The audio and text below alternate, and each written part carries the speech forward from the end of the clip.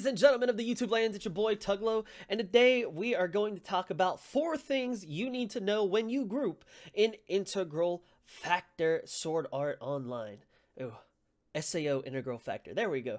Now, the first thing that you're going to want to know when you're grouping in a whether it's a instance or whether you're just out here soloing on your own, if you take some damage, and let's say instance you have a damage over time inflicted onto you and you really need to get some heals, if you have your potions registered to your bar, so as you can see I have 10 right here, you can actually spam click your potions if you're quick enough. And as you can see there, I just spammed 3 potions in one cooldown's worth of potion spamming.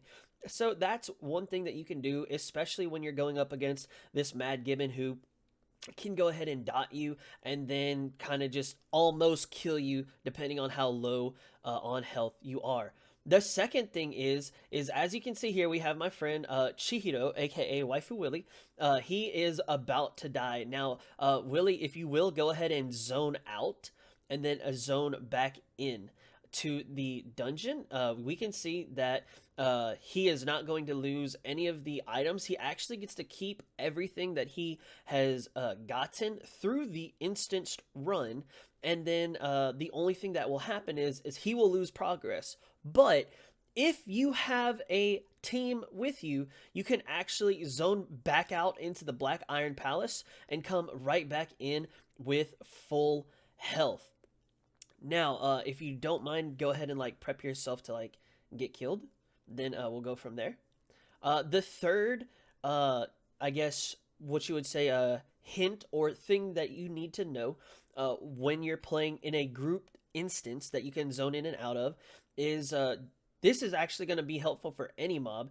Is if you look at the Mad Gibbon, to the left of his name, you see a little icon. That means he deals slashing damage. If he were to deal piercing damage, it would look something similar, kind of like what you see next to my abilities, where they have that little arrow piercing out that's green.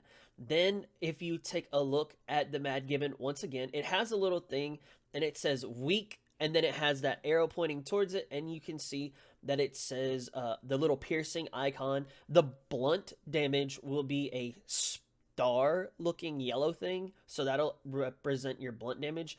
And then it also tells you what element he is going to be weak to. This Mad Gibbon will be weak to earth.